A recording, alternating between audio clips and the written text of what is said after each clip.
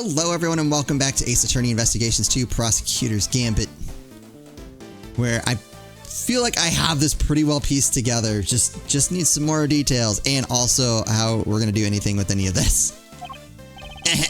You really are old Gregory's son, through and through. Alrighty then, now that that's been sorted, we can really get to work. Good thing I brought the IS-7 case file and evidence with me today, huh? Here, documents first. Who doesn't love paperwork, am I right? The parts in red ink are my annotations. Documents received from Fender, including his comments in red, okay. Thank you, Fender. Here's some evidence for you. Enjoy. There's quite a few, so I'd take a minute to scope them out if I were you, and we will. Small mountain of evidence from the IS-7 incident received from Fender. Yes, I see. I'll take a look at them in a bit. You know, our current case is just full of loose threads too, come to think of it. Indeed. The key players of that incident 18 years ago, who just happened to get caught up in another incident. Yeah, the ice sculptures in the winter wing that are perfect replicas of the ones from 18 years ago. A poison gas attack in the autumn wing, which has been disguised to look like the winter wing. I feel like I'm getting somewhere here, too. The two chemicals that were found inside the Pisces statue's display case, ubiquium and asphyxian, that forms a poisonous gas when mixed together. The victim of the gas attack, Carmelo Gusto, who is no stranger to the events of 18 years ago, and who is still unconscious and undergoing treatment in the medical room.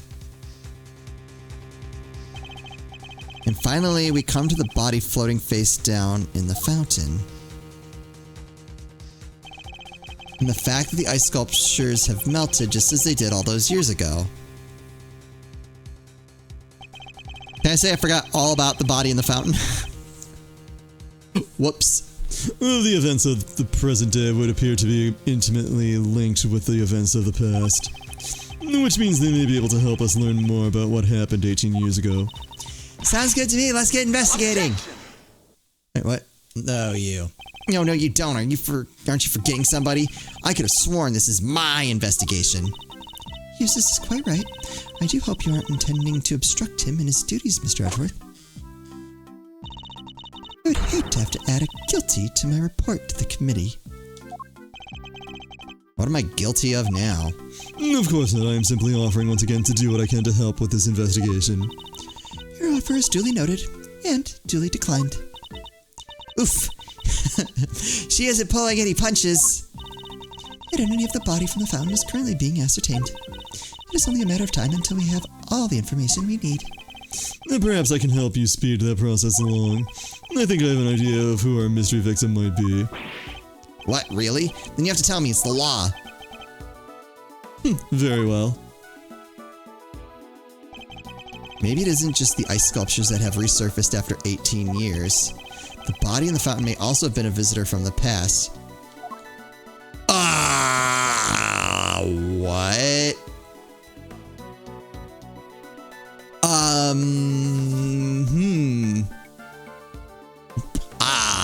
Well, there's literally one person it could be, I guess. I believe the body in the fountain is that of the man who was murdered here 18 years ago. Mr. Artie Frost. What? You're saying that was poor Chillywinks? Wait. Who the heck is Chillywinks or Artie or whoever it is you're talking about? Artie Frost was a famous sculptor, Eustace. Although he was better known as Paul Leek. The sculptures on display here are all his works. No way. Sounds like he did well for himself. Always good to encounter a fellow winner. Mr. Frost was also the victim in the IS-7 incident. Which gavel knows about the IS-7 incident? Mr. Edgeworth, the IS-7 incident is an 18-year-old case. And according to the police records, the victim's body was recovered and an autopsy duly carried out. Yeah, sure, that's what the records say, but the records can't always be trusted. What are you insinuating? And while the records say stuff like, body totally recovered, the defense back then begged to differ. Oh yeah, body totally recovered in quotes. Not that it stopped the prosecution from shutting them down hard, of course.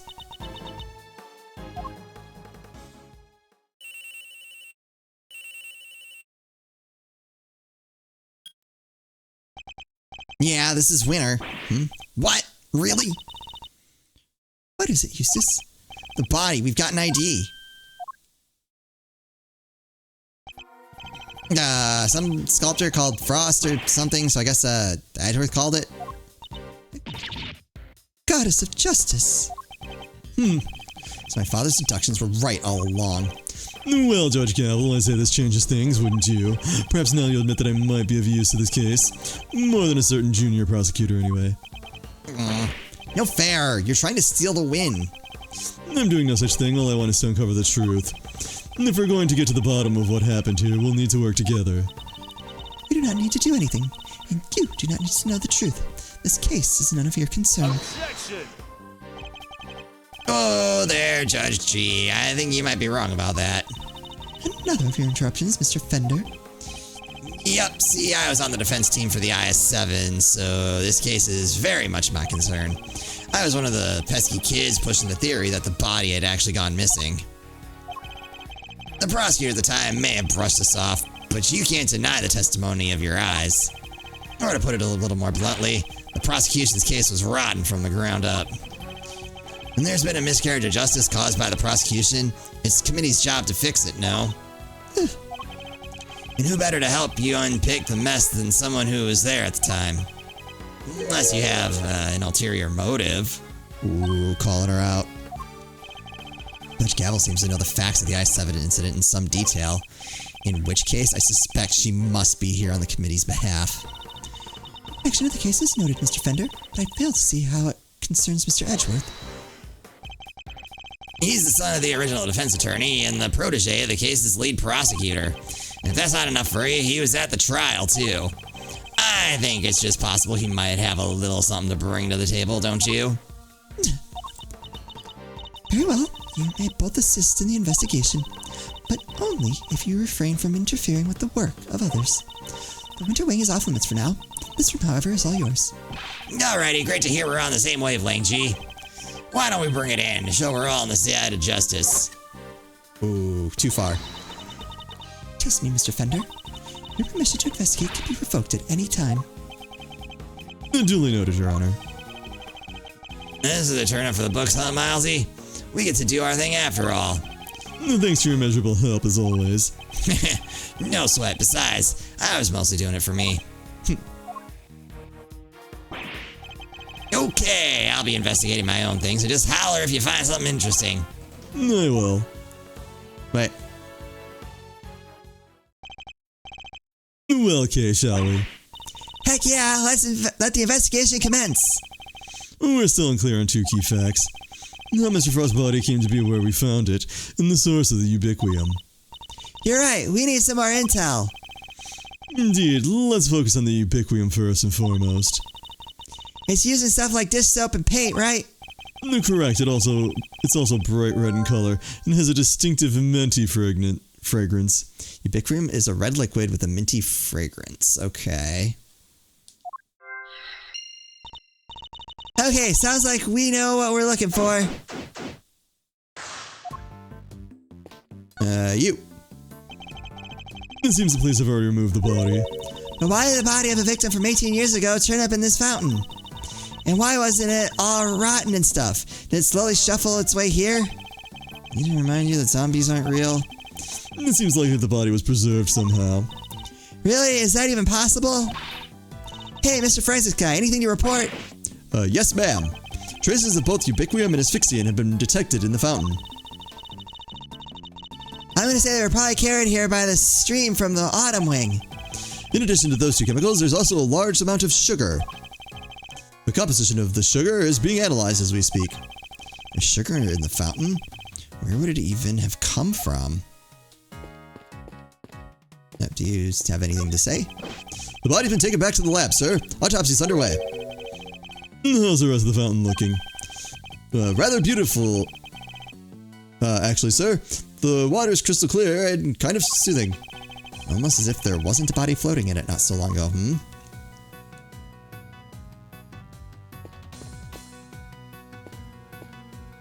Ugh, sorry, my voice is running. Ah! All right, Laurice, what do you got for me? My voice is running out of steam, but we're good. Gonna push through. Hey, Edgy, get out of the way, will ya? What are you talking about, Larry? I'm trying to sketch the lovely Verity. I just know it's gonna be a masterpiece, so quit getting in the way. Nice! How far did you get? I just mapped out my composition, so I'm ready to get to work. Well, then surely it's a little early to be declaring it a masterpiece. That's our Laurice! It's a man with a moon-shaped head and a woman with a sun-shaped head. The man's got a real pained look in his eyes, though. Is this another Paul Halik piece? Yes, it's from his younger years when he was something of a dreamer. He depicted those closest to him by means of a motif taken from nature. The piece is titled My Parents. Guess the mom's shown brightest in that house. Alright. Wait. Oh, I see. Okay. I wasn't seeing that in just this. Now that I see these all together, that make okay. I got it now. Miss Bound's tea set is laid out neatly on the serving cart. The pamphlet says the gallery is famous for its tea. Understandably so, the cup we were given was delicious. Looks like all of this stuff was designed by Mr. Frost. Interesting, in that case I think we'd better take a closer look. Oh. The tablecloth draped over the cart is pure white and completely spotless. And it's just waiting for me to grab it by the edge, clear my mind, and whoosh! Okay, I cannot stress enough how bad of an idea that would be. Ah, come on! What's the worst that could happen? You destroy all of these priceless, dishes. Even if it does go all sideways, we'll just wind up with a cool tea-colored tie-dye. Yes, well, I'd rather it remained white. Plus, I don't think Miss Bound would appreciate us meddling with it. Really, but there are so many other colors that would totally work. Pink, sky blue, tea leaves brown. Ooh, what's this? A caddy containing Highline tea leaves. It's a well-crafted tin canister designed to prevent moisture and sunlight from damaging its contents. Not a bad thing to use considering the quality of the blend Miss Bound serves. Oops, sorry about that. I full-on punched the microphone. Just go ahead and fix that. It's a professional operation here. So this dishware was made by Artie Frost. It looks very fancy. No, it is. I'm willing to bet that this set can fetch something in the thousands of dollars. So let's try not to touch any of it unless we absolutely have to.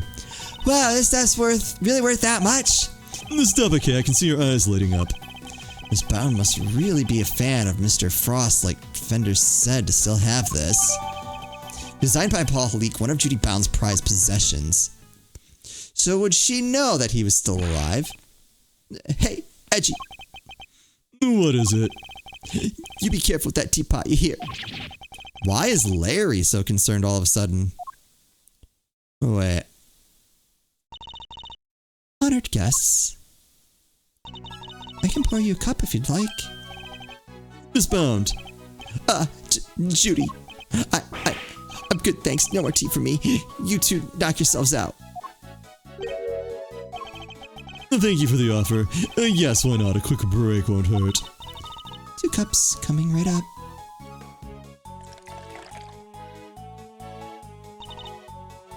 This smells great.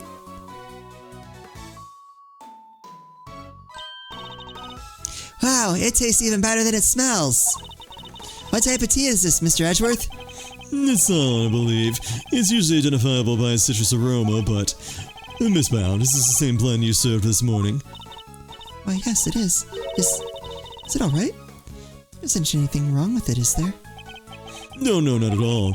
It's just that the cup you gave me earlier had a slightly different aroma. Wait, what? Ooh, the aroma's different from this morning. What's changed? Wait, that's odd. I used the exact same blend both times. Can't see what could account for the difference. Hey, what's the big idea? Quit being mean about Judy's tea, will ya? What's gotten under your skin, Larry? Nothing, you're just rude, that's all. You didn't even try to call me by the right name. It's Loristo Nim, dang it. You know what? I'm done. I'm not talking to you anymore. Oh, that was childish even for him. Wow, what happened there? Let's ask him about it later, shall we? Talking to Miss Bound is more of a priority right now. We may not have any evidence to prove that she's the culprit, but it doesn't seem likely that the poison gas was her doing. Oh, wait, we're still here, right?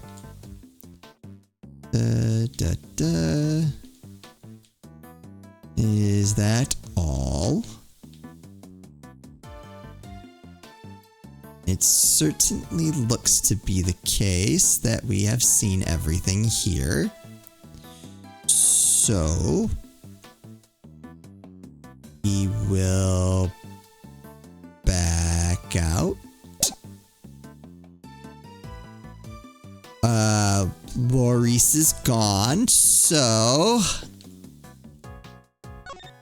Hey, Judy, please don't be the killer in this case. Where were you before you rejoined us here, Miss Bound? I had to go and tell our visitors we were closed. Oh, and hand out a little something in apology. Was there something you wanted to talk to me about? Yes, a few things, actually. Well, least of all, the fact that I think you might be the one who set the poison gas trap. Oh. No. The original ice sculptures melted 18 years ago, correct? How did you manage to recreate them? Oh, you know about what happened back then. In that case, you might also know I took pictures of them during the contest. I commissioned the creation of a set of replicas based on those photographs for this current exhibit. That's a lie. No. No. No. But why go through the trouble of creating replicas? Mr. Frost's Chili X series was his great unfinished masterwork. I wanted to see it completed at last.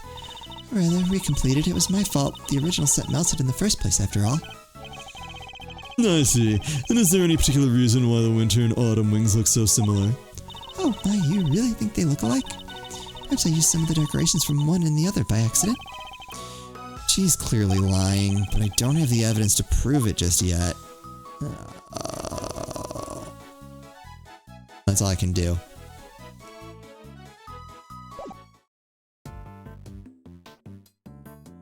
Okay, what about the statue? Statue of a man and woman in old-timey clothes. Did Paul Halik make these as well? Yes, it seems he created them later in his life, once he'd begun to make a name for himself. His wife pushed him to sculpt the two of them as ancient gods, and he couldn't say no to his beloved. The title is The Beautiful Goddess Venus and Her Humble Servant. Wow, talk about putting your goddess on a literal pedestal.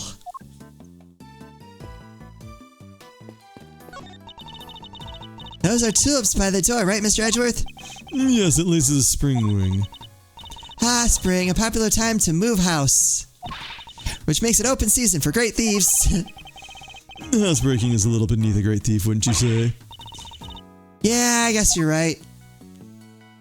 Oh, that was it.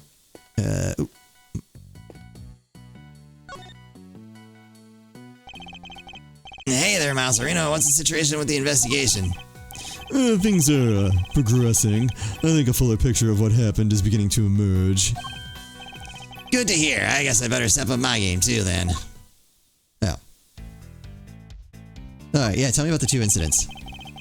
This case seems to have a lot in common with the incident from 18 years ago. And how? It's got a lot. Melting statues in the winter wing and even the murder victim's body. But how did nobody ever figure out that the body had gone missing? Frost had no family apart from his son. Well, the kid kind of vanished. Nobody's seen him since around the time of the incident. Oh. Oh, hold on. So nobody see the son either. Maybe the body was preserved.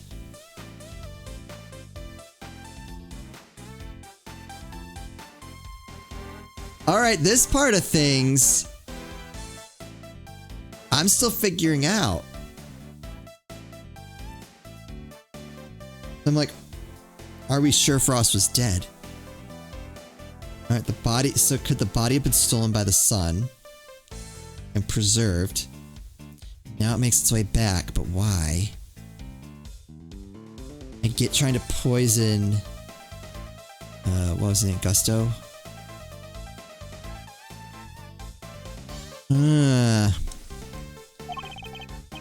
Yeah, Gusto's son, too. Him and his best pal from school both just up and disappeared. What? And they were never found? Yeah, Gusto's boy wasn't, not as far as I heard, anyhow.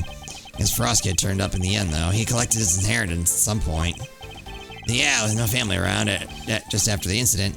Frost got no funeral, no nothing. So no need for the police to release the body, and no need for anyone to find out they didn't have it.